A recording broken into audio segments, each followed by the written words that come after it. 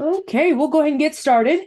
So, good afternoon, everyone. Welcome to the Garden Hour with MU Extension. We are so glad that you're able to join us. My name is Donna Aufdenberg, and I'm down by the Cape Girardeau area. And I am happy to say we had 2 inches of rain last night. A little more than what I expected, but it's perking everything back up because things were really starting to stress after all that high heat. So, we have lots of good information for you today, as always. Definitely keep sending in those questions. We love to answer those for you. I'm going to put up the state map so everybody can see, take a look and see where you're at and see who covers your area. That would be your local horticulturist. And so if you have any questions during the month or any of the seasons, you can reach out and be in touch with one of those people. So as we're moving along, we're going to cover the weather. And Zach, if you're on, go ahead and take it away. Okay, great, Donna. And I think most of us around the state today share your thoughts that yes, we're thankful for that rain that fell last night and really is still falling in parts of the state into this morning and early afternoon as well. And so I'll start here by showing this is our 24-hour precipitation for yesterday. And so this picks up most of the overnight rainfall, but roughly if you're maybe south and east of I-44, these totals are still growing as it's still raining. But if you look towards really the northern 2/3 of the state here, really widespread 1 to 2 inches of rainfall. And I agree, it really kind of overperformed. I don't think we were expecting some of these widespread totals, but I definitely needed it for most spots. I know here in Columbia, we were definitely getting pretty dry. So good to see this kind of summertime widespread rainfall across the state. If we look at our current rainfall, do have a little bit more that's moving south and east. So if you're in the boot heel up to Cape Girardeau and up to St. Louis, maybe a couple more hours of rainfall, but you can expect that to move out and some dry conditions to move in behind that rain. Especially yesterday evening, a lot of that rain did bring some severe thunderstorms, and we had several areas of severe thunderstorm warnings last night. And so here are our storm reports from yesterday, severe storm reports from the Storm Prediction Center. And where you see these blue dots are reports of damaging winds. And so did see some reports of a lot of trees down and even some minor damages, things like shingles getting blown off. But overall, not a lot of damage, and most of those hail and tornado reports stayed out of the state, which is a good thing there. In addition to the rainfall over the past day, we were really getting warm on Monday and Tuesday of this week. And so this came after really almost a 2-week period where we've seen this prolonged heat and humidity. And while we haven't set many records during this stretch, it's really been more remarkable for kind of how long it's lasting here over a few weeks. But we did have a couple records set this week. Joplin on Monday getting up to 100 degrees. St. Louis yesterday, before the storms moved in during the evening, topped out at 103 degrees Fahrenheit. And so that was a daily high temperature record there in St. Louis. And they weren't alone in hitting the century mark. And so if we look at this table, several stations in a couple spots around the state did reach 100 before all that rain moved in yesterday. So I think we were all relieved, not just because we needed the rain, but also to cool off a little bit yesterday as well. And so if we look at where we're at now for the month, here I'm showing a map that shows our June accumulated precipitation and percent of normals. And so I want to note that I actually made this map yesterday, right before the rainfall moved in, because I wanted to show that before that rainfall came, only a couple spots in the state where you see green and blue here were seeing average or above average precipitation. The rest of the state is pretty dry where you see these yellows and orange colors here. And so we were definitely behind on precipitation in several areas, and we'll take that rainfall we got. Otherwise, temperatures, just like the past several months, running anywhere from about a degree to 4 degrees above normal for June. And I think with just a week to go, we can probably go ahead and book the month as a month with above normal temperatures there.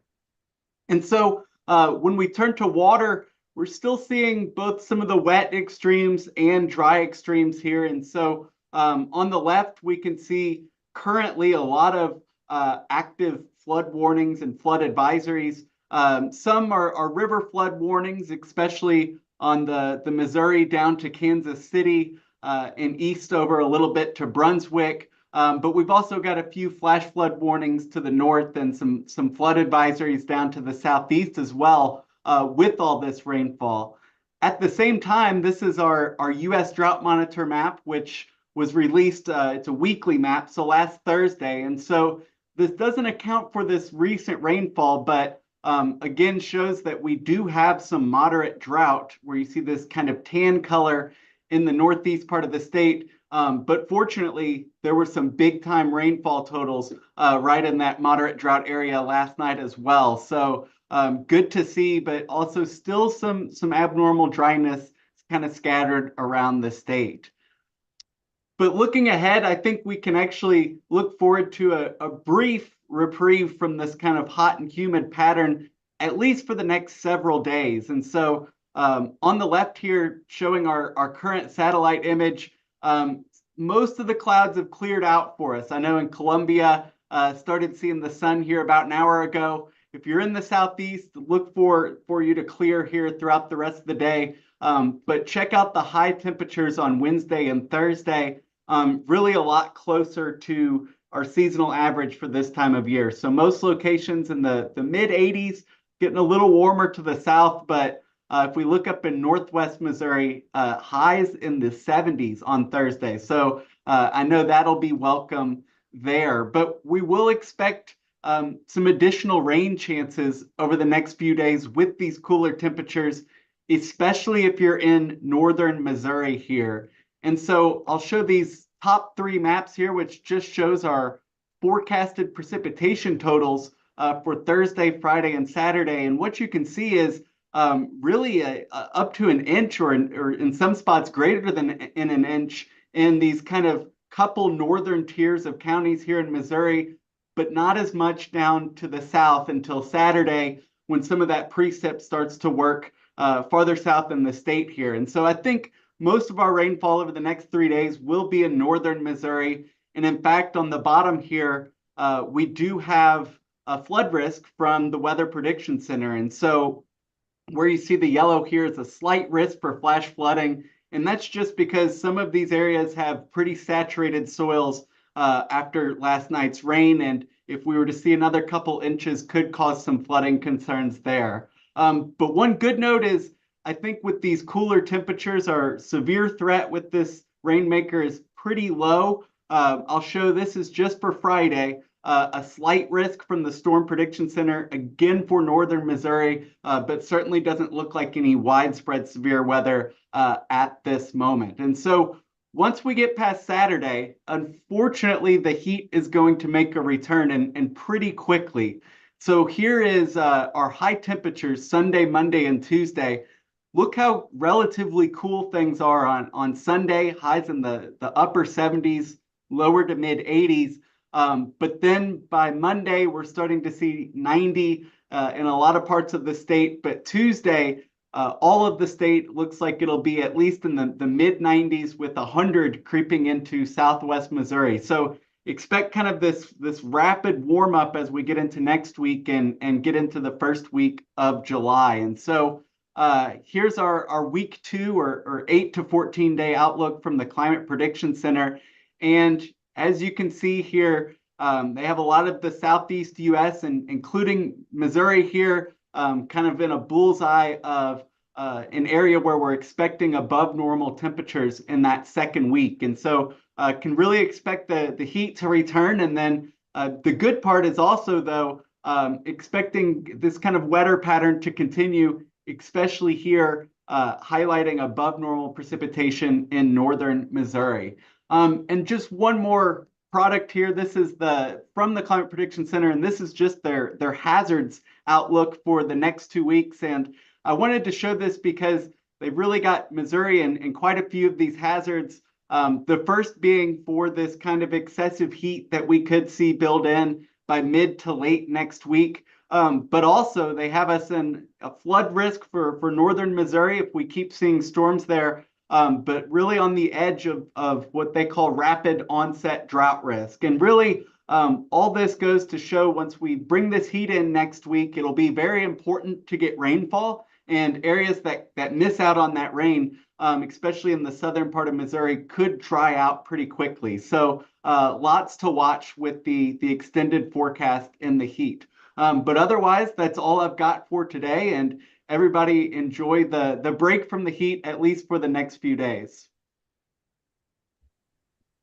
Well, thank you, Zach.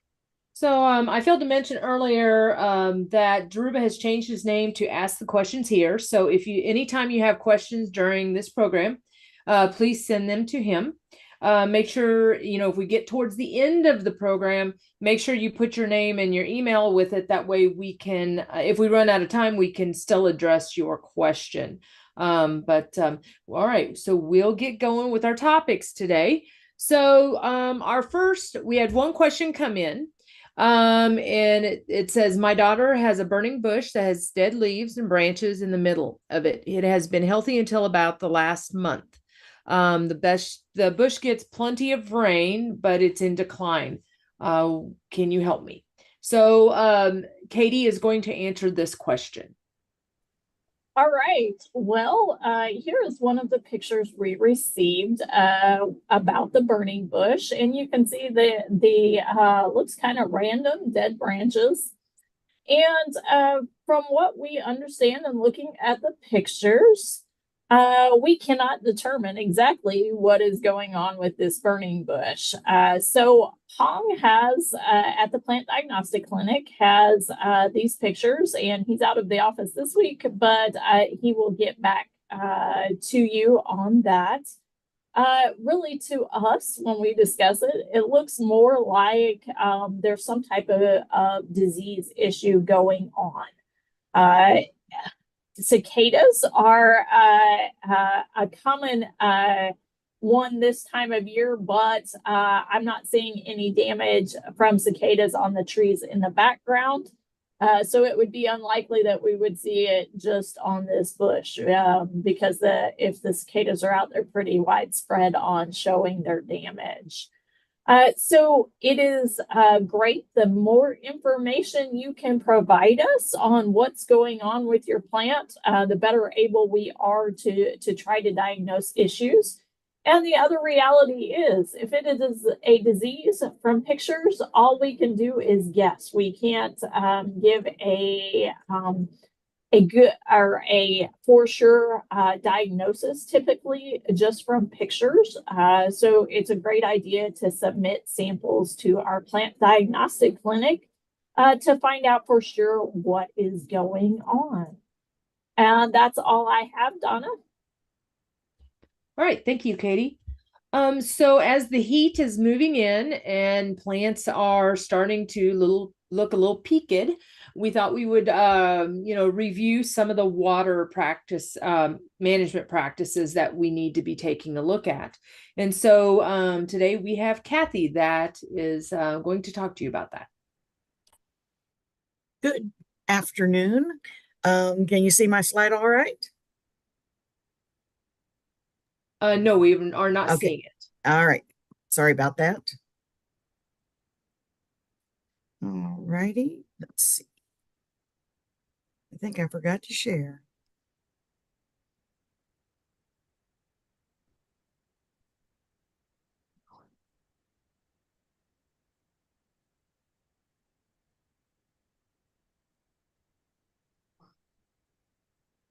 And can you see it now?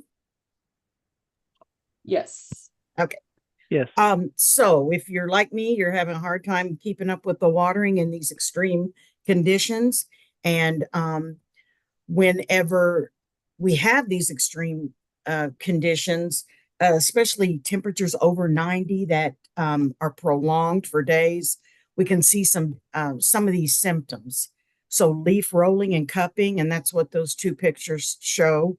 That is actually on one of my tomatoes, not all of them, but this one, that I believe this variety is just more susceptible to this. Wilting, dry leaf edges, blossom and fruit drop, bolting, sun scald, and blossom end root are all signs of heat stress on the plant. Here's some pictures again from my garden, unfortunately. That first picture is blossom end rot. The first picture is blossom end rot, and you can see that the pepper didn't mature even. So it started getting these symptoms while it was very young. And when the temperatures are this high, that really slows the plant down. So the growing of it, the ripening, it slows it way down. The second picture is a bean plant, and it is sun scald. And then again, on the top is blossom end rot again, and on the bottom you can see the margins of the leaves don't look too well, and they're going to turn brown fairly soon. So what can we do to reduce heat stress in plants? So water, water, water. But again, we always have to make sure we're not overwatering. This is a hard time of year to figure out that when it is too much. It is best to water in the early morning when the temperatures are cool and there's usually not much wind. You can also do it in the evening, but just take care not to get water on the leaves if you can. Deep watering is important and right at the root zone. Want to do your best not to get on the leaves if you can, and then not get in between plants, because that you're probably you could be just wasting water in between plants. So try to keep it right at the root zone. And if you're hand watering, water at the soil surface. Drip irrigation is a really nice alternative if you're able to do this. It provides a slow flow of water, and so that it's not running off when things are too dry or you have clay soils. The water can run off, and when you've got drip irrigation, this is very helpful. And I grow in a lot of containers, and containers may need daily watering. I have found a couple of tricks for growing in containers. Last year, during the heat wave that we had, I don't think my plants would have made it if I hadn't got some straw and just put it on top of the plants. This year, however, I am using the cocoa mat. And you can see that on a couple of my plants, and you can see one on the bottom picture. If you don't know what it is, I purchased those very inexpensively at different dollar stores, and I cut those to fit the plant. I do it when they're very young, and that holds the moisture in. It keeps the soil cool, and it's not as messy as straw. Plus, I can use these year after year. And I'm glad I found this trick, because it's really helping me with my watering. You want to when I was talking earlier about knowing when to water and when not, in this kind of heat, I would check my plants daily, but you still want to let them dry out a little in between waterings like we normally would. And mulching the plants will help considerably. And we don't want to prune when we have extreme heat. The plants are already stressed out, and pruning causes another stress, and you don't want to do that. And that also, especially if you were doing like a tomato plant, those branches, those large leaves have been shading the fruit. And if we prune now and that hot sun gets on them, that will cause sun scald. Also, do weed, but because the weeds compete for the water. And remember that all plants, not just our vegetable plants, need water. So trees, shrubs, perennials, annuals, all the plants I've put in hanging baskets, I've got to take care of.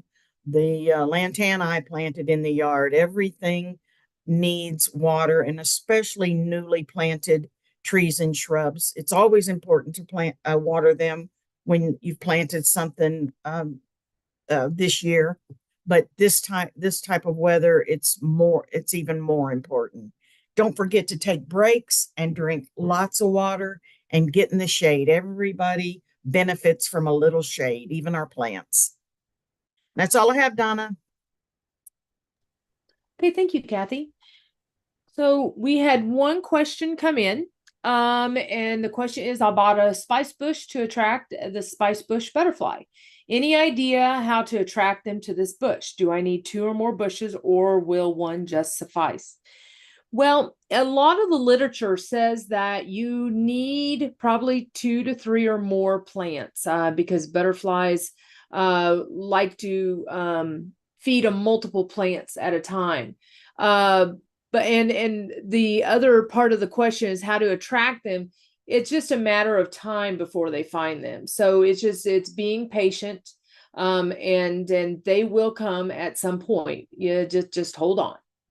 So, okay, so let's move on to the next question. So, there are lots of problems that are showing up on tomatoes. And so Dhruba is going to talk about physiological problems that occur in tomatoes this time of year. So, okay. All right. Thank you, Donna. Okay. I think it is duplicate slides. Okay, so can you see my full screen now, Donna? Yes. All right, thank you. All right, so since we had very warm weather for the past few days, so today I'm talking about some physiological problems in tomato. So as we know, physiological problem means, so they are not caused by any disease or insect. So these issues are environment related, such as high temperature, soil moisture stress, and nutrient related issues. Give me a second. All right, so let's talk about flower drop problem in tomato. So when the night temperature is lower than 55 degrees Fahrenheit or higher than 75 degrees Fahrenheit, tomato flowers drop. So tomato flowers also drop when the daytime temperature is higher than 95 degrees Fahrenheit, which we had so for past few days, yesterday and the day before yesterday. So the flower drop problems become worse if we have hot, drying winds and dry soil. So how do we minimize this issue in our garden? So if the weather is cool, we can spray some fruit-setting hormones such as auxin or gibberellin, and we can also use floating row covers to increase the nighttime temperature by a few degrees Fahrenheit, especially in the fall. But now the weather is hot. So when the weather is hot, so we can use knitted shade netting. So let me show you a picture. So this is a picture of using knitted shade net in tomato, which helps to decrease the canopy temperature to some extent. But when we use the net like this, so make sure there is some space between net and the foliage of plant to have proper air circulation. Another very common physiological problem in tomato at this time of year is the blossom end rot. I have been receiving phone calls and pictures in the email about this issue in tomato. It is caused by calcium deficiency. However, it is coupled with wide fluctuation in available moisture in the soil. So to minimize this problem, we need to keep the plant well watered.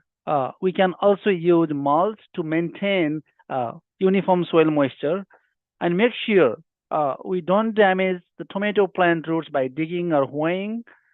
And the calcium present in the soil is available to our plant 100% when the soil pH is above 6.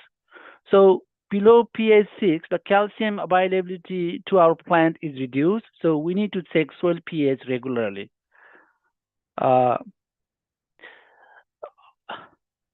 Another physiological problem in tomato is the sun scald. It is also called as yellow soldier in tomato, and it is caused due to heat stress in tomato. So the high temperature that causes reduction in lycopene production. So the lycopene is the red pigment to tomato fruit. Another problem in tomato is the hard green core, and it is also caused due to the high temperature. I'm sure some of you have seen this type of problem in a tomato fruit when you cut. So for these problems associated with high temperature, we can use the knitted shade netting, as I mentioned in the earlier slide. Let me go to the next one. So another physiological problem in tomato is leaf rolling. As we see in this picture, the tomato plant requires watering daily if there is no rain, coupled with the high temperature as we had. So this week and the past weekend.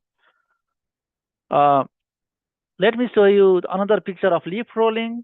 So we see here the leaf rolling of tomato in the high tunnel, but this kind of leaf rolling is not caused by the moisture stress. It is caused by high concentration of ethylene trapped in the high tunnel. So if we grow tomato in the high tunnel, we need to make sure we open the sides of the high tunnel to have proper air circulation, and there is no accumulation of ethylene like this. So if we grow tomato in the high tunnel.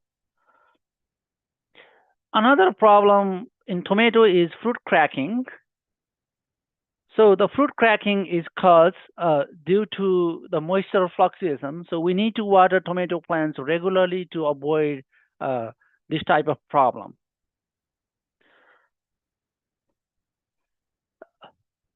Another problem in tomato fruit is cat facing. So it is badly deformed tomatoes, especially on the blossom end. And the causes for the cat facing are if the weather is too cold or too hot or too windy at the time of pollination and fruit set, and sometimes injury from the herbicide such as 2,4-D also causes this type of issue in tomato fruit.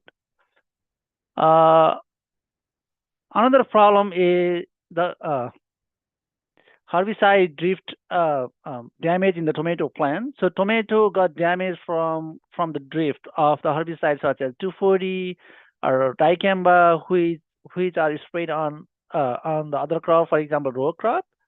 And these herbicides can drift a mile away from the spraying site, and they will damage our vegetable and some of our fruit crops and some of the tree.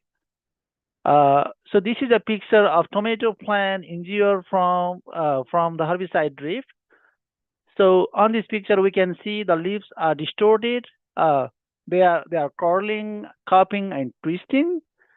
And sometimes the leaf color changes to yellow or white, and the stems may twist, bend or elongate, and the fruits may be deformed. So this is because of the herbicide drift. The last physiological problem I'm talking here is the walnut toxicity to tomato plant. Walnut roots, they secrete juglone. So this is a chemical substance secreted by the walnut tree, which is toxic to our tomato plants. So tomato plants growing near the walnut tree, they wilt and die. So we need to avoid growing tomato within 50 feet from the walnut tree.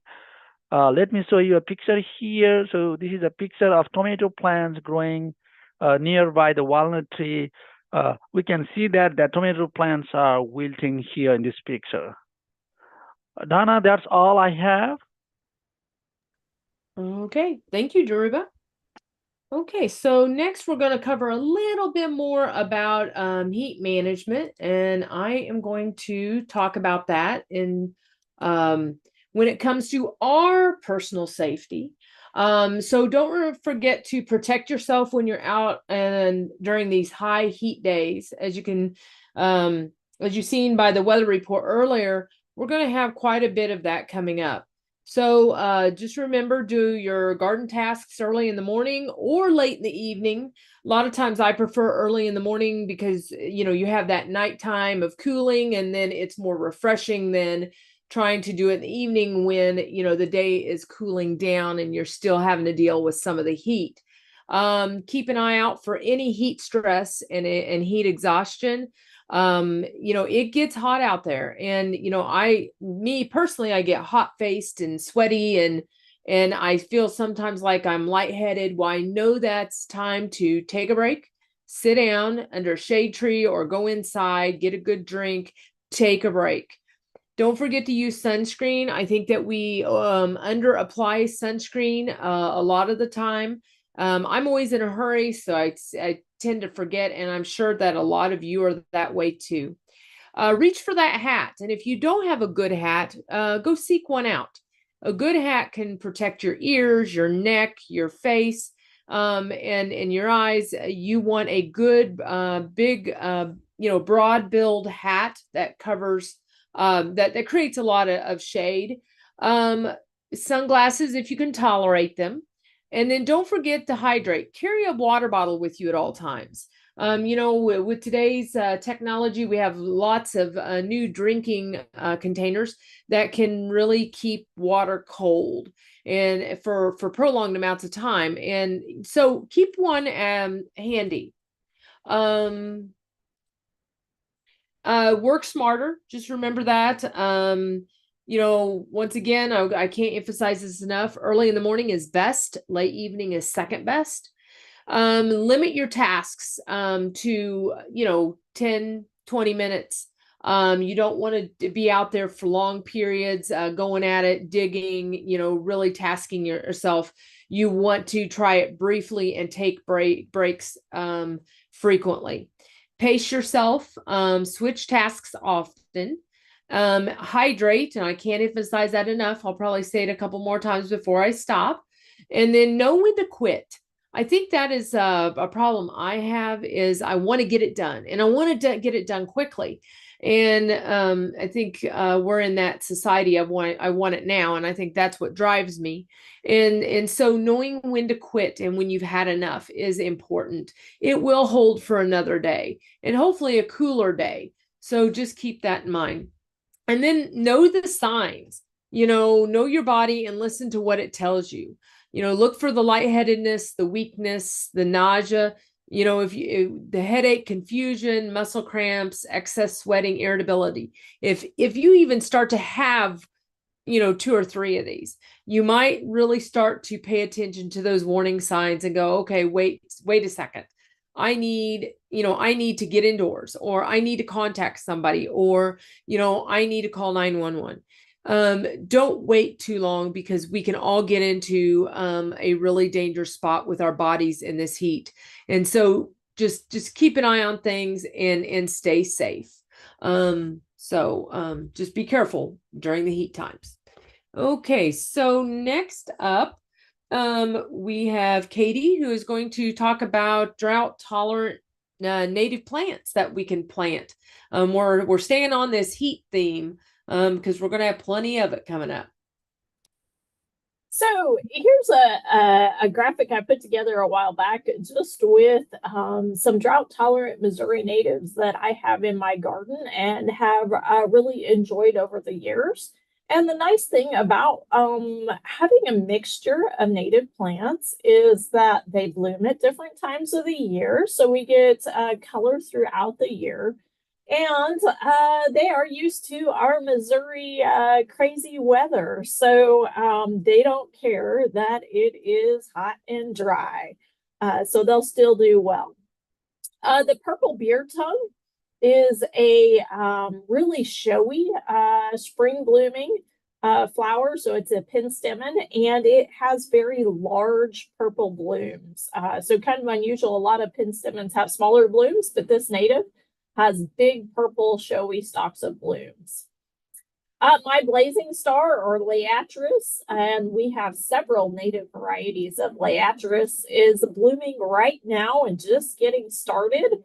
I'm very excited about it because I have a kind of a native area where I've sown a lot of native seeds and have lots and lots of blazing star in that area. And they keep coming up. New ones come up every year, so they reseed. And I even have one growing in a sidewalk crack that is blooming nicely and has been there for years. So they will do well in those drought rocky areas. Of course, most people are familiar with coneflower, and the purple coneflower is probably the most common, but there are different kinds and several native coneflower varieties. Love having them in the garden because they do attract our pollinators. So this one has a bumblebee on it. The Liatris or blazing star also tends to attract lots of those pollinators. Black-eyed Susans. So the native ones are beautiful, and now there's lots of horticultural varieties of black-eyed Susan too that do well. However, I will admit that mine were looking a little rough with the drought conditions and that high heat. So sometimes during the day, they would wilt a little bit, but then at the evening when it cooled off and they got a little bit of shade, they came out of that wilt.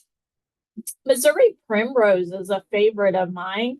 It is finished up now, so it blooms earlier in the season typically. Low more ground cover. I see it natively growing out of cliffs and rocky areas, so you know it does well in dry. And I've finally been successful in establishing some in my garden, and that humongous yellow bright bloom in the morning is just a cheerful spring plant. Goldenrod. A lot of times goldenrod gets the blame for allergies. It is not the cause. That's ragweed in the fall. However, goldenrod, bright showy yellow, many native kinds of goldenrod, and great for those pollinators in the fall. So having something for them blooming later in the season. And Coreopsis is one. Lots of different kinds of Coreopsis. There are native of Coreopsis and lots of horticulture varieties of Coreopsis, so they'll do well in those dry conditions. And once again, pollinators love them. Rattlesnake Master is another one. Very unusual blooms that look very different. So add some different texture in your garden. And another one, the drought tolerant. So all of these will do well in these high temperatures that we see, and also those dry, rocky conditions that we have in much of the state. There are many more natives out there that are drought tolerant. So if you want to check out that list that's dropped in the chat box, and let us know if you have any more questions about drought tolerant native plants. Thank you, Katie. So we are going to switch gears a little here, and we're going to talk about fact or fiction on some gardening information. So we have Dr. Trinklein that is going to talk about that. So.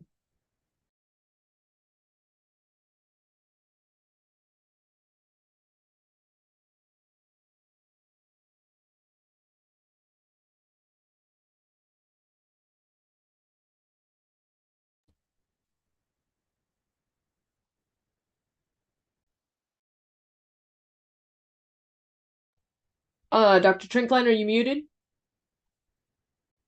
I am muted. Now I am not. Are we good? Yes, we can hear you now. Okay.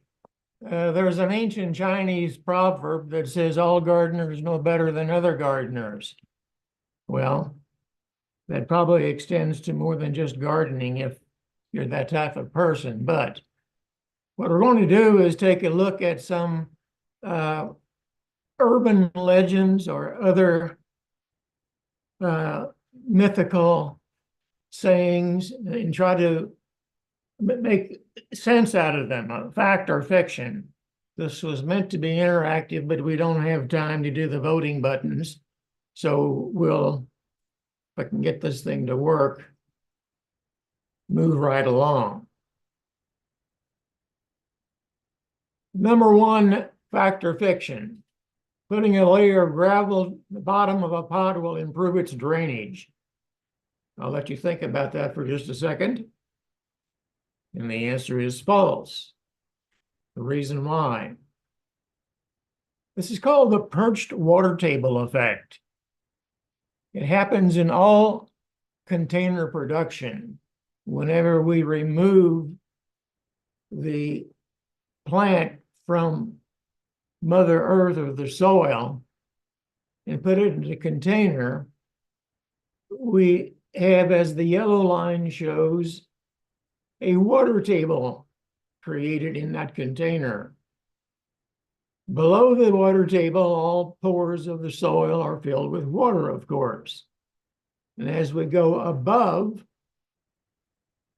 decreasingly so, we have drier and drier and drier soil. So if the intent is to improve drainage and you put gravel in, as you see on the right, the only thing that you're doing is essentially moving that perched water table up and causing wetter soil to be exposed to your plant's roots. So it really is counterproductive. Number two, all of these have a modicum, a sliver of perhaps fact, but most of them not. And this one has a sliver of fact. Adding sugar to the soil will cause tomatoes to become sweeter. False. Plant root uptake basic nutrients. They cannot uptake sugar. Sugar is a complex carbohydrate that simply can't be taken up by the plant. Now, the sliver of truth here is that if you add sugar to the soil, you might improve soil microbial activity, which in turn could improve the availability of water and nutrients because of the activity on soil structure. But by and large, putting sugar on soil is a waste of time and sugar. Third, and there are companies that make a living by selling this material. When we prune trees, we should protect them by painting them with a wound dressing. Does anybody else see kind of a trend going here? This too is false. Nature knows best. And if you will, just allowing a new cut when pruning trees to be exposed to oxygen and to the air is the very best way to treat that new cut. This is not the same tree that you see, but nonetheless, an example of a newly pruned tree. And there you see the callus collar forming around the cut. And ultimately that, of course, will close in. So save your money and don't bother painting the cut. The next, organic pesticides. Organic pesticides are less toxic than non-organic. Well, here again, the answer is they can be, but not always. What you see in the background here, dipel, is freeze-dried Bacillus thuringiensis, which is a very popular organic method of controlling like bagworms or so forth. And indeed, diapil is not toxic to warm-blooded animals to a greater extent. There are, however, some very, very sinister organic pesticides that are quite poisonous. No longer on the market, frankly, because of its toxicity. Blackleaf 40, nicotine sulfate. This carries the signal word poison, danger, skull and crossbones, because it has a very high toxicity to warm-blooded animals, yet it is organic or natural. It is can be derived from a living plant. So it's a fallacy to think that just because something is organic, that it's very safe to use. In general, that's the case, but not always. I think Donna talked about this, about watering. Preferably, we do that in the morning to conserve water, and also that the leaves will evaporate the water and dry quickly. But will it scorch the leaves if we water during the day? The answer is no, it will not. Unless it's a gesneriid, and by that I mean African violet, Gloxinia, Sinningia, so forth, where you get a sudden drop in temperature. That's what really causes the spotting of the leaves. So those little beads of water that might form will not act like a magnifying glass and cause the blades of grass to scorch. As a matter of fact, during the course of a hot day, it's very common on a golf course to do a maintenance task called syringing the green. You and I would call it sprinkling down the green. But they simply apply water to try to increase the humidity, to perhaps lower the evapotranspiration rate, and of course to cool off the stressed grass. Adding sand to a clay-type soil will improve drainage. Not so. Let's remember that clay and sand with heat make bricks, which don't drain very well. Organic matter is the gardener's best friend and the best way to improve soil structure. And this takes time. We probably only can incorporate about 4 inches of well-decomposed organic matter effectively in 1 year. But if we keep doing that each and every year, and we must repeat because organic matter breaks down, and as it does, it's going to release nutrients. And that's one reason we use it. But organic matter is the best way to improve soil drainage. If that doesn't work, then plant on berms or use species that can put up with the very poor drainage that you might have to live with. Adding used coffee grounds around your plants will lower the soil pH. It's false because of the word used. Now, if you have a financial wherewithal to use fresh coffee grounds around your plants, that will, to a certain extent, lower the pH, because I think we know coffee is acidic in its nature when brewed. Used coffee grounds, not the case.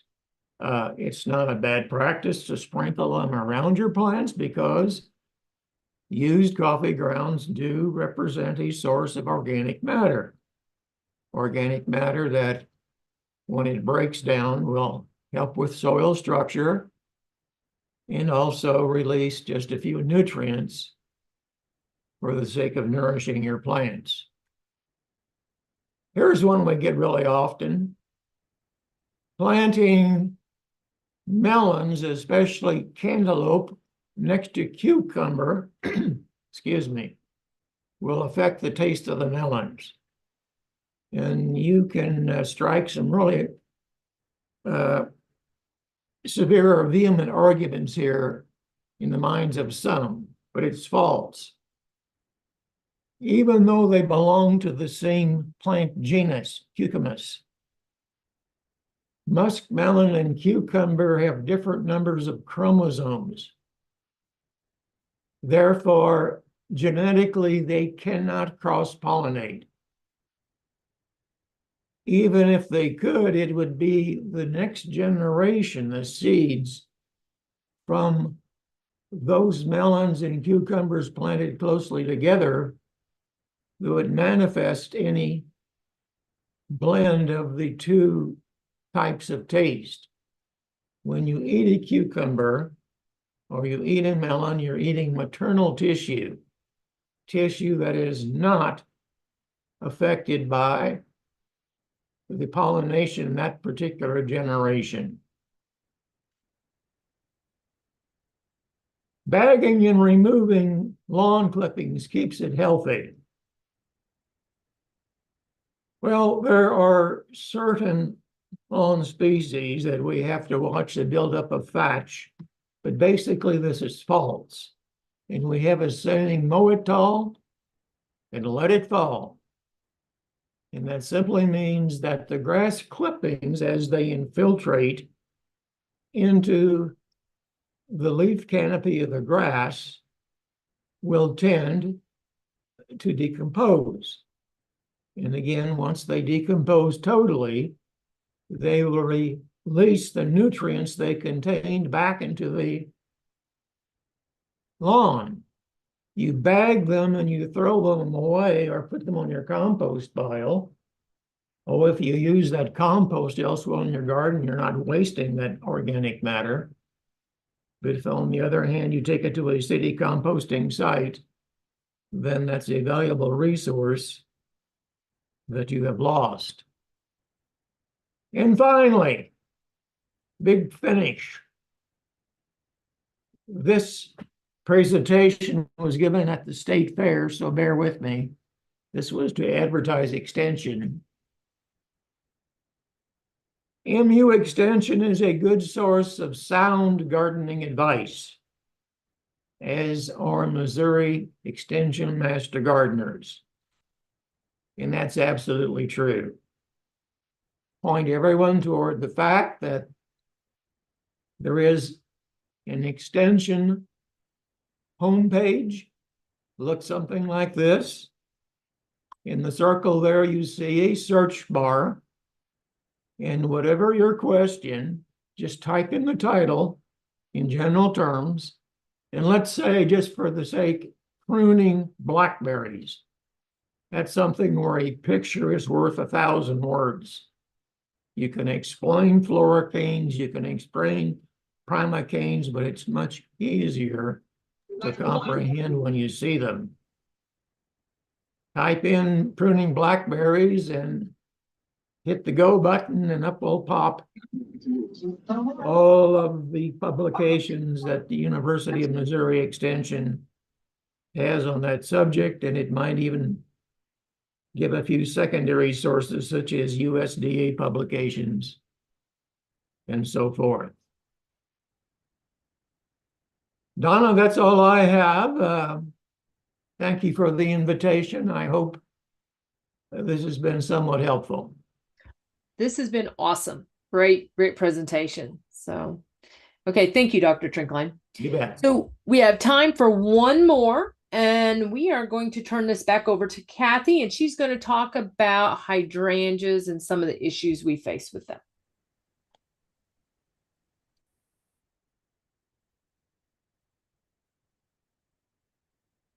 All right. Can you see my screen okay?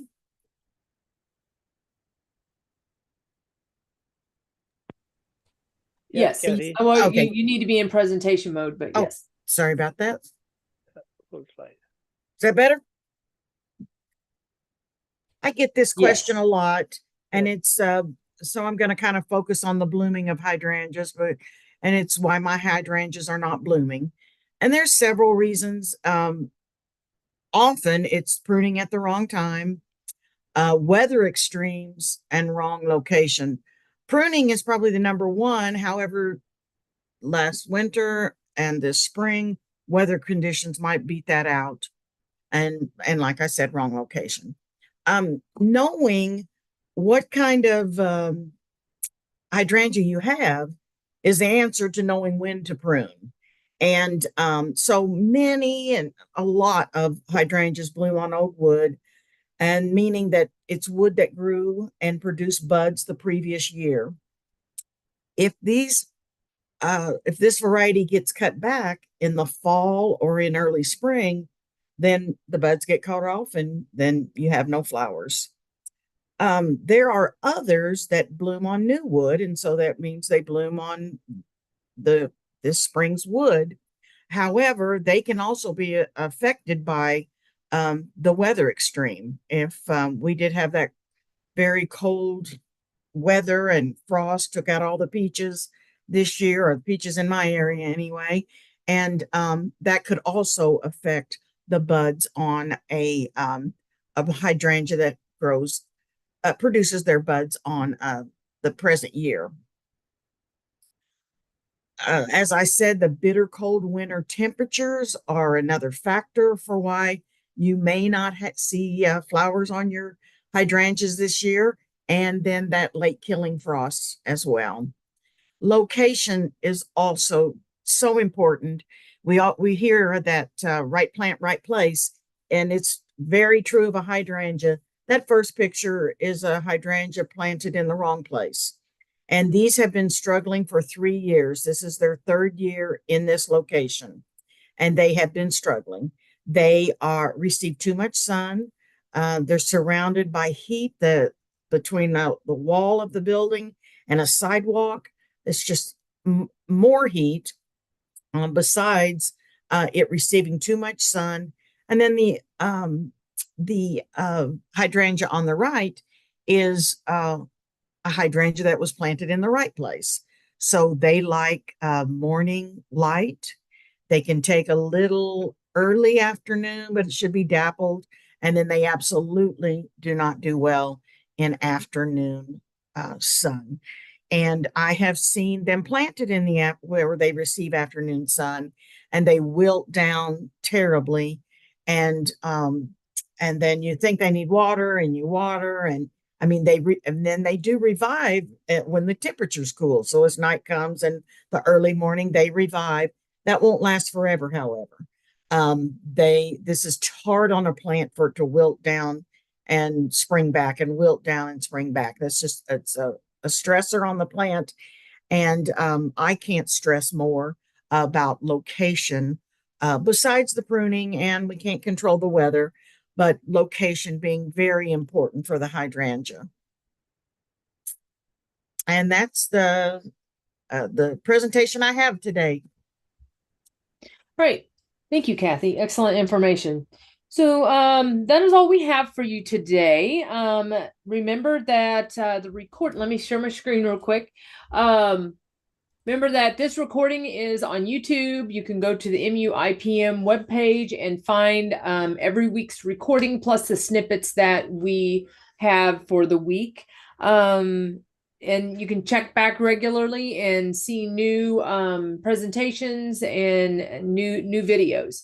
If you want to save the chat from today, you would go to the chat box to the upper right, and you would click on the 3 dots and hit save chat.